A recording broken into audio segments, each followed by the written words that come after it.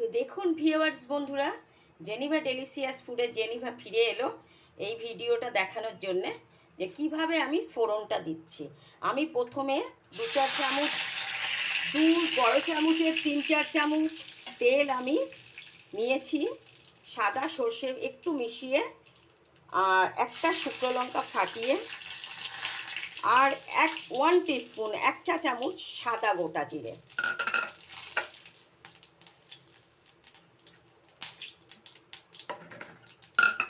এই ফোড়নটা ভাজা ভাজা হয়ে এসছে, আর আমি এটাকে বেশি পোড়াবো না।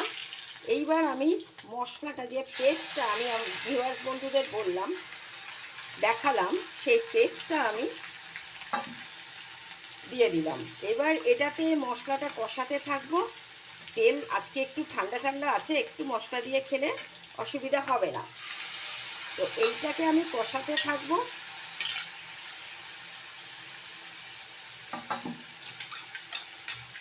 এবং এটা তেল ছাড়বে। আর আমি যখন আলু মটর সয়াবিনটা সিদ্ধ করে নিয়েছিলাম, সিদ্ধ করে আমি একটু তেল দিয়ে এরকমই, মানে মোট 8 চামচ তেল লেগেছে আমার। মানে এটা রান্না করতে গেলে মিনিমাম 50 গ্রাম তেল লাগবে, 50 থেকে 75 গ্রাম, না হলে গাছ গাছ আসতে গন্ধ ছাড়বে। তাই জন্যে আপনারা 50, যারা একটু তেল কম খান তারা 50 গ্রাম দেবেন, আর যারা একটু বেশি কষা কষা রিচ খেতে চান তারা একটু কষিয়ে খাবেন।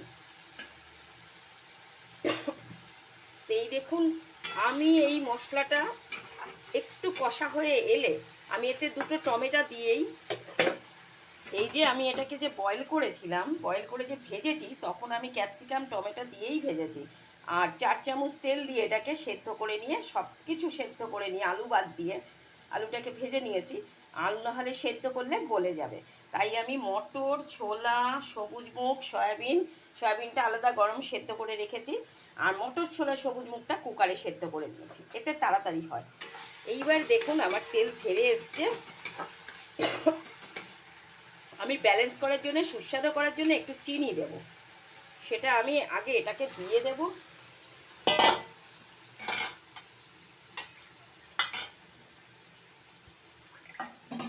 আর আগেই বলেছি যে কিছুক্ষণ পর আমি গরম মশলা দিয়ে দেব কষানো হয়ে গেলে, তার সঙ্গে একটু ঘি, গাওয়া ঘি, বড় চামচের 1 চামচ কি 1.5 চামচ, তাতে খুব সুস্বাদু হবে।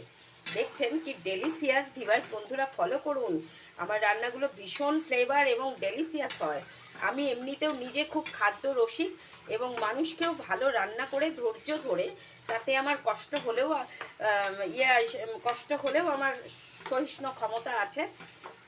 আমি অনেক বড় ফ্যামিলির পরিবারের মেয়ে, তাই জন্যে রান্নাবাড়িটা মোটামুটি ভালো জানি।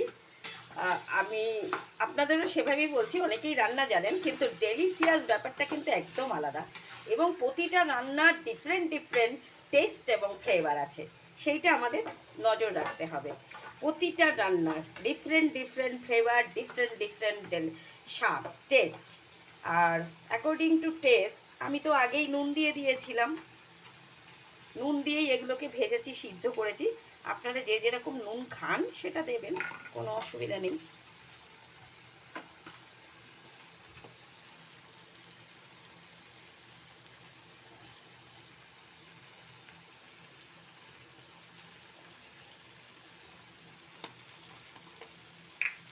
এইবার দেখুন, আমি এই যে গরম মশলার গুঁড়ো আমি বাড়িতে করে রাখি, সব পিষে রাখি ভেজে নিয়ে, দারচিনি, লবঙ্গ, গোলমরিচ, এলাচ, এই আমি একটু দিয়ে দিলাম, বেশি রিচ করব না।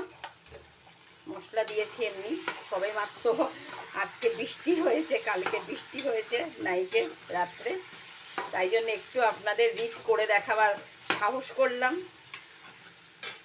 আর এই স্বাদ অনুসারে অ্যাকর্ডিং টু টেস্ট আমি চিনি দিয়ে দেবো 1/2 চামচ, কারণ ডেলিসিয়াস আর ব্যালেন্স করার জন্যে কুককে তাই একটু চিনি দিতে হয়। অনেকে যারা চিনি খাবেন না, অ্যাভয়েড করেন, পুরো কাঠ বাঙাল, তারা চিনিটাকে স্কিপ করে যাবেন, কোনো অসুবিধা নেই। অনেকেই নাই খেতে পারেন। এক এক দেশের এক এক রীতি, এক এক রেওয়াজ, এক এক নীতি। তাই জন্যে রান্না সবার সব দেশের একরকম হয় না, তাই যে অ্যাকর্ডিং টু টেস্ট চিনিটা অনেকে স্কিপ করে যেতে পারেন। আমি চিনি একটু দিই, কারণ আমি আগেই বলেছি আমার শ্বশুরবাড়ি এদেশি, ওরা একটু চিনি খায় তরকারিতে। এই ছিল আজকে আমার মটর দানা, ছোলার দানা আর সবুজ মুগ দিয়ে সয়াবিনের তরকারি। তো I will back to my channel Geneva delicious ফুডের সার্ভিং প্লেটে আমি ফিরে আসব। তো ভালো লাগলে আপনারা আমাকে লাইক করুন, শেয়ার করুন, সাবস্ক্রাইব করুন।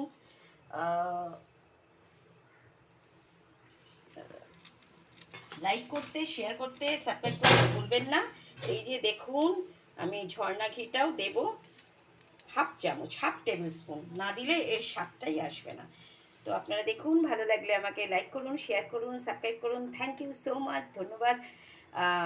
সবাই সুস্থ থাকবেন, ভালো থাকবেন, আমি ভগবানের কাছে এই প্রার্থনাই করি আমার ভিউয়ার্স বন্ধুদের জন্যে, নতুন পুরনো সবার জন্যে।